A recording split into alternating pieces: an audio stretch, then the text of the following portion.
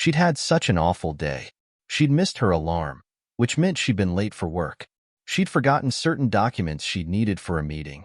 She'd been yelled at so fiercely by a superior that she'd been frightened. She thought her heart might burst from her chest.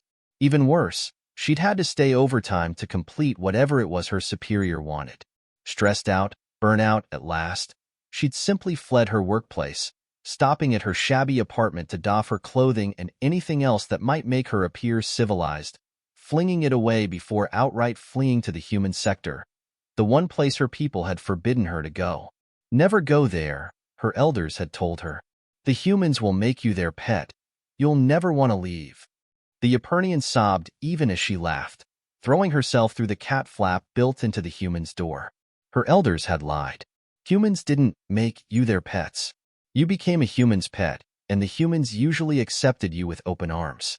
Drenched from rain, Xeelee bolted into the den or living room of her human's place and found him in his usual place, sitting in that comfy chair by the warm fire. Body quivering, she whimpered, looked up at him.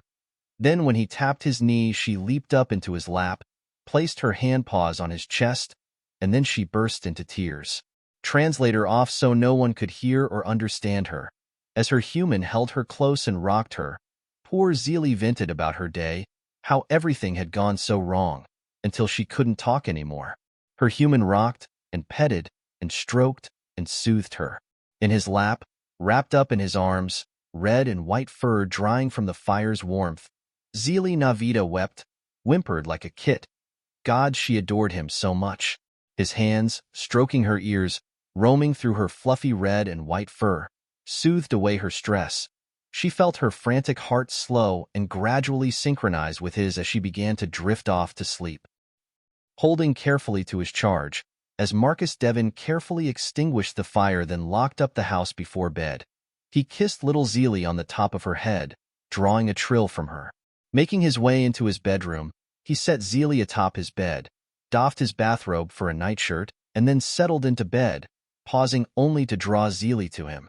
With a woof, she settled near him, cuddling into him, head under his chin. Then he pulled the duvet over them both so only her snout tip poked out. As he kept petting her gently, she heaved a relaxed sigh, settling into deeper sleep. The next day, when Xeelee woke early, gave her Marcus a goodbye lick, and padded sadly from his house. Smartly dressed in a spare business suit she kept at his place for times like this, she expected to be apprehended by the human sector guard, or even worse, the stiff tails from Epernian rehabilitation. Instead, as she brusquely marched through the gates, to her surprise, one of the gate guards nodded to her, raising a claw to barely pull down the collar of his uniform, revealing the barest hint of the collar around his neck. He'd been taken by a human, too. Xeelee's eyes widened for a moment.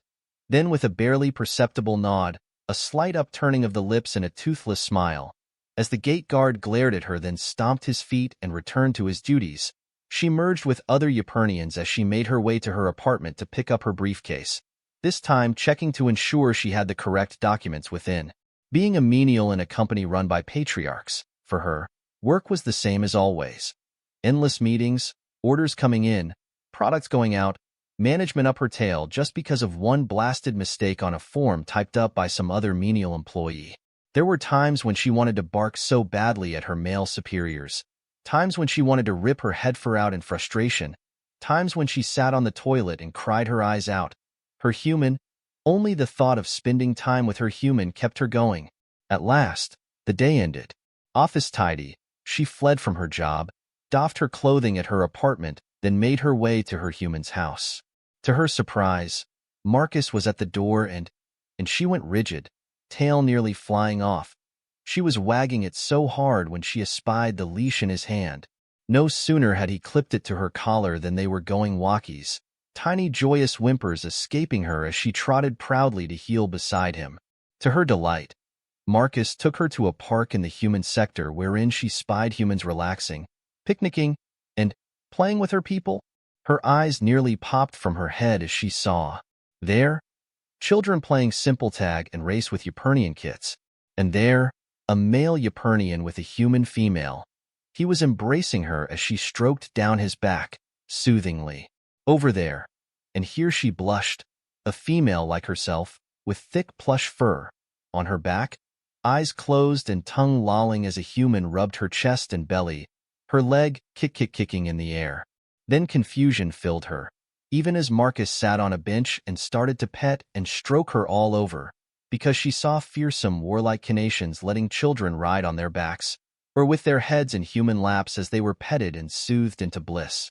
By far, the most amazing sight was the slip of a human female, who, it seemed, had near total submission of a colossal Volvarian who'd fought in some awful war, his body more prosthetic than living flesh. The human didn't seem to care about his appearance. She softly stroked his head and ears as he looked up at her, his remaining eye filled with love and tears as she softly sung to him, "This looks familiar." Forwards, Xeelee's own eyes suddenly went very misty as this fearsome, terrifying beast broke character. Then a hissing noise from an artificial lung, and then, Lee. He stuttered, struggling to speak. His human soothed him, calmed him. "We'll find them. We're getting closer every day," she said, but the giant shook his head, chuffed laughter, then struggled again. "No. Why, Sarah. Lee." The great Volvarian embraced her then. Xeelee heard as he tried to explain to Sarah why he decided this, that she'd never loathed him for his appearance or mocked his PTSD or slow speech due to his stroke. Of days when she'd helped him by delivering groceries and doing odd jobs about his house when he'd been in so much pain from his prosthetics he couldn't move, but he devolved into a stumbling, stuttering mess as his beloved little human kissed his nose, and then he cried.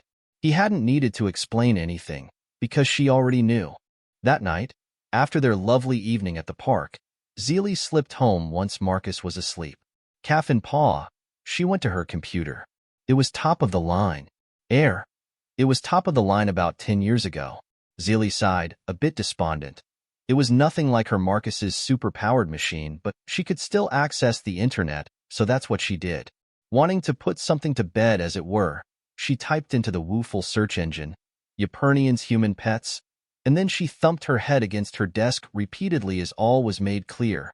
Then she laughed, she cried, she laughed again.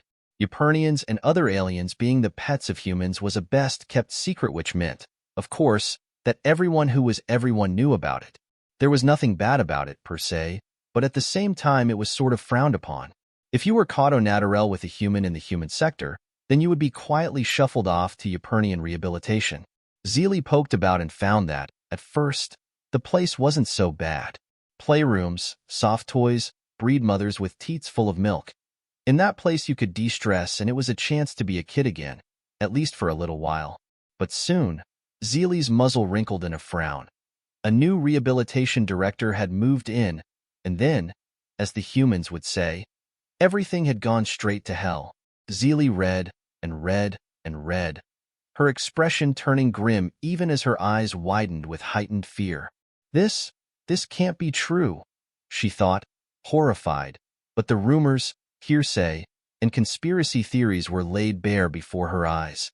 Cruel hypnotherapy, mental reconditioning, visual and auditory horror, psychological programming, and more. All in an effort to rehabilitate a Ypurnian into believing that it was uncivilized and wrong to be the pet of a human, that humans were horrifying and utterly repulsive. No, in. Bile filling her throat, Xeelee raced to the toilet in time to throw up her dinner and what little calf she'd drunk down.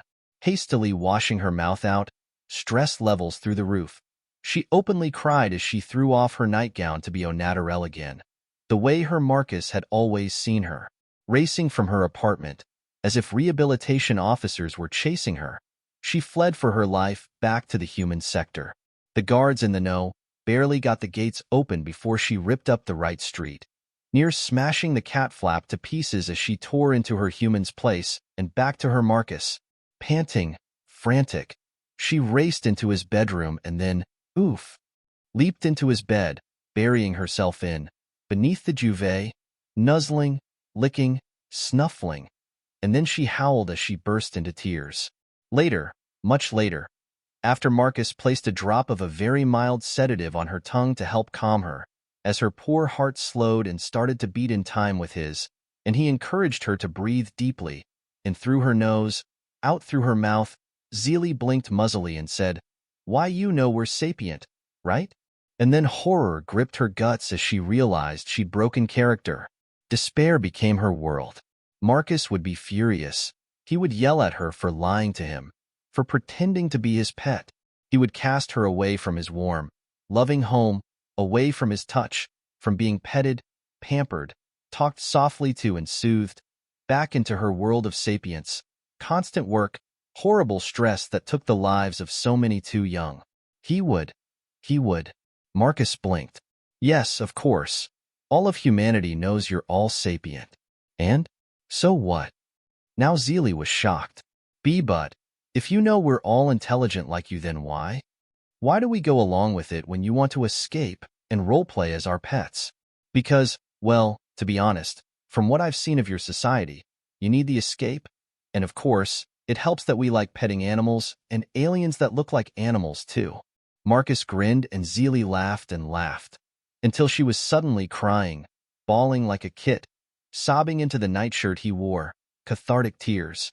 Marcus held her as she wept, cuddled her, squeezed her gently, kissed the top of her furry head, between her ears, and then she cried even harder when he told her how much he loved her, his sweet little fox. Later, much later, as he gently dried the tears from her eyes, Xeelee told him of what she'd read about Ypurnian rehabilitation, and as she talked, the human's expression became grim, then went darker and darker. Once she was all talked out, Marcus responded, "Now you listen to me, Xeelee. If anyone ever gives you lip about being my pet, or gets Yip Rehab on your tail, you come straight to me and bring any friends who are human pets, too. I have some connections, might be able to get a couple of shuttles worth of you away from here. We can even make it legit for a time, call it an educational field trip, or a working holiday or something. By the time YipGov realizes what's happened, you'll all have asylum on Earth. Mind you, if they get really uppity about it and try to send rehab officers to Earth to bring you all back, well?" Xeelee followed her human's gaze to the very large double-barreled shotgun he had mounted on the wall above the bed, a near-feral grin splitting her muzzle as he finished, "Someone's gonna have a really bad day."